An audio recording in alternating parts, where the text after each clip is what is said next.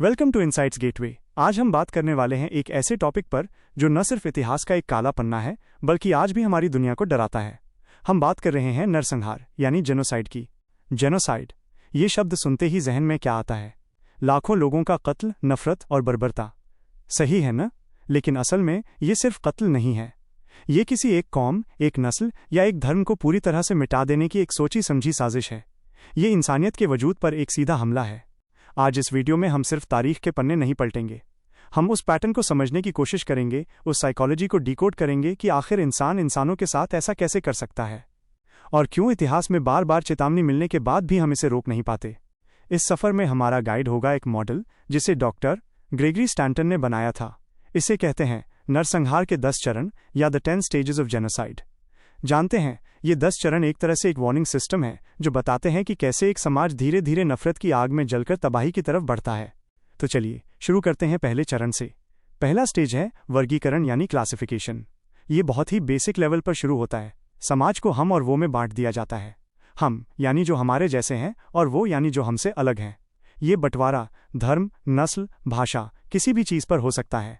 आपको लगेगा कि ये तो नॉर्मल है, हर समाज में होता है, और आप सही भी हैं। लेकिन यहीं से उस जहरीले पेड़ का पहला बीज बोया जाता है। इसके बाद आता है दूसरा चरण प्रतीकीकरण यानी सिंबलाइजेशन।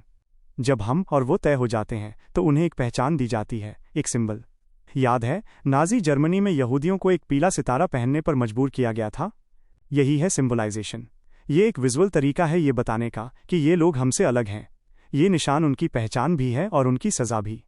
और जब एक बार किसी ग्रुप पर ऐसा लेबल लग जाता है तो शुरू होता है तीसरा चरण, भेदभाव यानी डिस्क्रिमिनेशन। यहाँ पर कानून और ताकत का इस्तेमाल करके उस ग्रुप के अधिकार छीने जाते हैं। उन्हें नौकरियों से निकाला जाता है, उनकी प्रॉपर्टी पर कब्जा किया जाता है, उन्हें वोट देने से रोका जाता है। समझिए, समाज में उन्हें सेकेंड क्लास सिटीजन बना दिया जाता है। ये सब कुछ कानून के दायरे में रहकर किया जाता है, जिससे ये नॉर्मल लगने लगे। यहाँ से चीज़ें और ज़्यादा गंभीर होनी शुरू हो जाती हैं। अब आता है चौथा और शायद सबसे खतरनाक मनोवैज्ञानिक चरण, अमानवीकरण यानी डीह्यूमनाइजेशन। यकीन मानो, किसी इंसान के लिए दूसरे इंसान को मारना आसान नहीं होता। तो फिर लाखों लोग ये कैसे कर पाते हैं? इसका जवाब है डीह्यूमनाइजेशन। इसमें पीड़ित ग्रुप को इंसान समझा ही नहीं जाता। उन्हें जानवर, कीड़े मकोड़े या कोई बीमारी कहा जाता है। नाजी प्रोपेगेंडा में यहूदियों को चूहा कहा गया, रवांडा में तुत्सी लोगों को कॉकरोच। सच में जब आप किसी को इंसान मानेंगे ही नहीं तो उसे मारने में हिचकिचाहट भी खत्म हो जाती है। ये एक साइकोलॉजिकल ट्रिक है जो हत्या को सफाई जैसा बना देती है। जब नफरत का ये माहौल तैयार हो जाता है तब आता है पांचवा चरण, संगठन यानी ऑर्गेनाइजेशन। देखिए, नरसंहार कोई भीड़ का अचानक भड़का हुआ गुस्सा नहीं होता। ये पूरी तरह से प्लान किया जाता है। इसके लिए special army units, militia groups बनाए जाते हैं, जैसे नाजियों ने एसएस बनाई थी या रवांडा में इंतरहमवे मिलिशिया। इन ग्रुप्स को ट्रेनिंग दी जाती है, हथियार दिए जाते हैं और इन्हें कत्ल करने के लिए तैयार किया जाता है। छठा चरण है ध्रुवीकरण यानी पोलराइजेशन। असल में समाज में हमेशा कुछ लोग होते हैं जो बीच का रास्ता अपनाना चाहते हैं, जो शांति की बात करते हैं। पोलराइजेशन में ऐसे ही लोगों को सबसे पहले निशाना बनाया जाता है। प्रोपेगेंडा के जरिए समाज को 2 हिस्सों में पूरी तरह बांट दिया जाता है। या तो तुम हमारे साथ हो या तुम उनके साथ हो। बीच का कोई रास्ता नहीं होता। जो भी मॉडरेट आवाज़ें होती हैं उन्हें या तो डराकर चुप करा दिया जाता है या फिर खत्म कर दिया जाता है।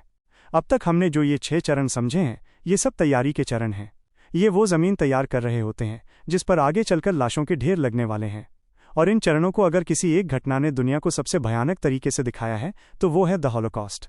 चलिए अब हम अपनी टाइमलाइन के पहले पड़ाव पर चलते हैं, 1933 से 1945 का वो दौर। हिटलर के नाजी जर्मनी में ये सारे चरण एक एक करके पूरे हुए।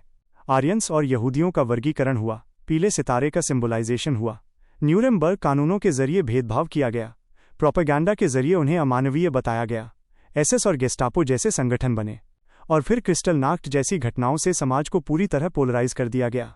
ये सब कुछ एक बड़ी तबाही की तैयारी थी। इसके बाद आता है 7वां चरण, तैयारी यानी प्रिपरेशन। अब समझिए, लिस्टें बननी शुरू हो जाती हैं। कौन कहाँ रहता है, किसके पास कितनी जायदाद है। पीड़ितों को उनके घरों से निकालकर गेटोज जैसी जगहों पर इकट्ठा किया जाने लगता है। उनकी संपत्ति जब्त कर ली जाती है। असल में ये कत्लेआम का पूरा लॉजिस्टिकल प्लान है। 8वां चरण है उत्पीड़न यानी परसिक्यूशन। अब पीड़ितों की पहचान करके उन्हें खुलेआम सताया जाता है। उन्हें उनके घरों से जबरन निकाला जाता है और फिर शुरू होता है मौत का सफ़र। नाजी जर्मनी में यहूदियों को ट्रेनों में जानवरों की तरह भरकर कंसंट्रेशन कैंप्स में भेजा जाने लगा। इस स्टेज पर ही बड़े पैमाने पर हत्याएं शुरू हो जाती हैं। और फिर आता है 9वां चरण, विनाश यानी एक्सटर्मिनेशन। ये वो लम्हा है जब एक पूरी कौम को मिटाने का अभियान शुरू हो जाता है। ध्यान दे, इसे एक्सटर्मिनेशन कहा जाता है, जैसे कीड़े मकोड़ों को खत्म किया जाता है। यही डिह्यूमनाइजेशन का अंतिम नतीजा है। होलोकॉस्ट के दौरान गैस चैम्बरों में लाखों लोगों को, लगभग 60 लाख यहूदियों और लाखों अन्य लोगों को सिस्टमैटिक तरीके से मार दिया गया। ये इंसानियत के इतिहास का सबसे बड़ा संगठित नरसंहार था। होलोकॉस्ट की भयावहता देखकर पूरी दुनिया कांप गई थी। ऐसा लगा था कि अब इंसानियत फिर कभी ऐसा कुछ नहीं होने देगी। नेवर अगेन का नारा दिया गया। लेकिन जानते हैं, इतिहास की सबसे बुरी आदत है खुद को दोहराना। चलिए अब टाइमलाइन में आगे बढ़ते हैं। साल 1994 में अफ्रीका के एक छोटे से देश रवांडा में, यहाँ सिर्फ 100 दिनों के अंदर लगभग 8 लाख लोगों को मौत के घाट उतार दिया गया। यहाँ लड़ाई थी हुतू और तुत्सी समुदाय के बीच। सालों से बेल्जियन औपनिवेशिक शासकों ने हम और वो की जो दीवार खड़ी की थी, वो अब नफरत की आग में बदल चुकी थी। तुत्सी समुदाय, जिन्हें कॉकरोच कहकर डिह्यूमनाइज किया गया, उनके खिलाफ एक भयानक अभियान छेड़ा गया। सोचकर देखिए, यहाँ कत्ल करने के लिए गैस चैम्बर नहीं थे। यहाँ मुख्य हथियार था एक धारदार हथियार जिसे मैशेटी कहते हैं। पड़ोसियों ने पड़ोसियों को मार डाला। रेडियो पर हत्या करने के लिए उकसाया जा रहा था। इंतरहमवे नाम के मिलिशिया ग्रुप ने इस कत्लेआम को अंजाम दिया। और सबसे ज्यादा डरावनी बात यह है कि पूरी दुनिया ये सब होते हुए देखती रही और बहुत देर तक कुछ नहीं किया। रवांडा में जो हुआ वो दुनिया के लिए एक और वेकअप कॉल था। लेकिन लगता है इंसानियत गहरी नींद में थी, क्योंकि ठीक एक साल बाद 1995 में ये जहर फिर से उबला, और इस बार यूरोप के बिल्कुल बीच में, बोस्निया में। यहाँ स्रेब्रेनित्सा नाम की एक जगह थी जिसे यूनाइटेड नेशंस ने एक सेफ एरिया घोषित किया था, यानी यहाँ रहने वाले लोग सुरक्षित समझे जाते थे। लेकिन जुलाई 1995 में बोस्नियाई सर्ब सेना ने यहाँ घुसकर सिर्फ कुछ ही दिनों में 8000 से ज्यादा बोस्नियाक मुस्लिम मर्दों और लड़कों को चुन चुनकर मार डाला। सोचिए, यूरोप में होलोकॉस्ट के 50 साल बाद फिर से एक नरसंहार हुआ। और यहीं पर हम डॉक्टर स्टैंटन के मॉडल के 10वें और आखिरी चरण पर आते हैं, अस्वीकरण यानी डिनायल। नरसंहार करने के बाद कातिल और उनके समर्थक सबसे पहला काम यही करते हैं। वो कहते हैं ऐसा कुछ हुआ ही नहीं। वो सबूत मिटाने की कोशिश करते हैं, सामूहिक कब्रों को छिपाते हैं और कई बार तो उल्टा पीड़ितों पर ही इल्जाम लगा देते हैं। स्रेब्रेनित्सा से लेकर होलोकॉस्ट तक हर नरसंहार के बाद ये डिनायल का खेल खेला गया है। अगर आप अब तक इस पैटर्न को समझ रहे हैं तो सोचिए कि इसे तोड़ना कितना मुश्किल होगा। खैर, ये सिलसिला 20वीं सदी के साथ खत्म नहीं हुआ। चलिए अब थोड़ा और आज के करीब आते हैं। साल 2017 में हमारे पड़ोस म्यांमार में, यहाँ रोहिंग्या मुसलमानों को निशाना बनाया गया, जिन्हें म्यांमार की सरकार अपना नागरिक ही नहीं मानती। ये नरसंहार के चरणों का एक क्लासिक केस है। सालों से उनके साथ भेदभाव हो रहा था, उन्हें अमानवीय बताया जा रहा था, और फिर 2017 में म्यांमार की सेना ने उनके गांवों पर हमला बोल दिया। हजारों लोगों को मार दिया गया, गांवों के गांव जला दिए गए और लाखों लोगों को अपनी जान बचाकर पड़ोसी देश बांग्लादेश में रिफ्यूजी कैंपों में भागना पड़ा। और आज भी म्यांमार की सरकार इन घटनाओं को आतंकवाद के खिलाफ एक ऑपरेशन बताकर सब कुछ डिनाई करती है।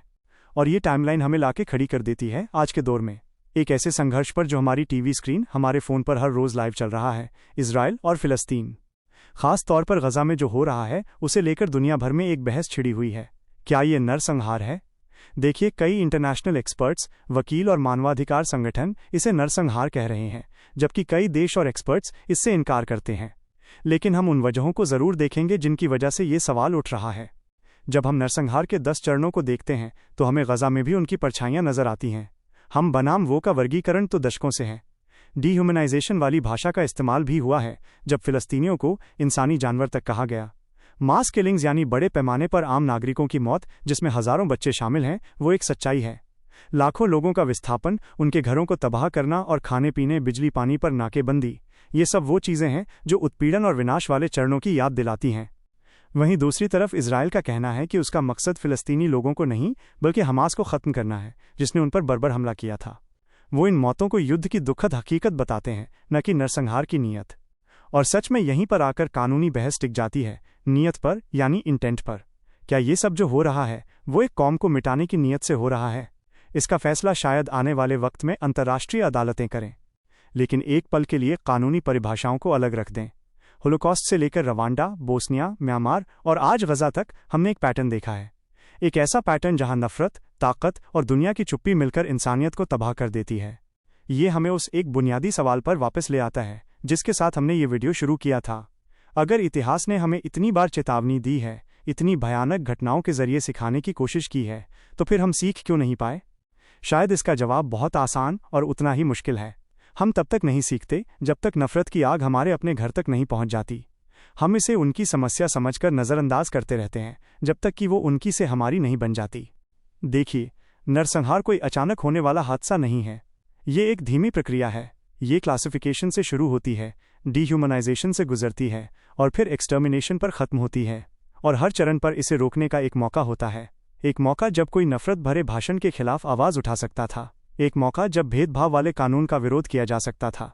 असल में डॉक्टर स्टैंटन के ये 10 चरण सिर्फ इतिहास की व्याख्या नहीं है, ये भविष्य के लिए एक चेतावनी है। ये हमें सिखाते हैं कि हमें अपने समाज में किन खतरों से सावधान रहना है। जब भी कोई नेता हम और वो की भाषा बोले, जब भी मीडिया किसी समुदाय को अमानवीय दिखाए, जब भी हमारे आसपास भेदभाव हो, तो समझिए कि खतरे की घंटी बज रही है। इतिहास को बदलना हमारे हाथ में नहीं है, लेकिन उससे सबक लेकर भविष्य को बदलना हमारी जिम्मेदारी है। और ये जिम्मेदारी किसी सरकार या संस्था की नहीं, हम सबकी है, हमारी और आपकी। ठीक है दोस्तों, आज के लिए बस इतना ही। ये एक भारी टॉपिक था, लेकिन ज़रूरी था। अगर इस वीडियो ने आपको सोचने पर मजबूर किया है तो इसे शेयर ज़रूर करें। लाइक, शेयर और सब्सक्राइब करना मत भूलना। इनसाइट्स गेटवे पर मिलते हैं अगले वीडियो में।